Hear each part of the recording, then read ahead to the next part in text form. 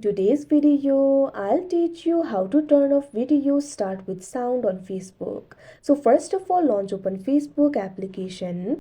You can see over here, Facebook has been opened. Initially, you'll be led to this kind of interface. So if you want to turn off videos start with sound, what you have to do is simply go to settings. For that, tap on the three lines that you can see at the top left corner of your screen. In order to turn off videos start with sound, what you have to do is go to settings.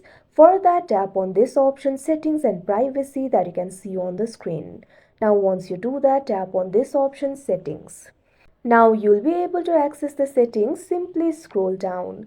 Now over here you'll be able to find this section for preferences. Right over here you'll be able to find this option for media. Tap on it.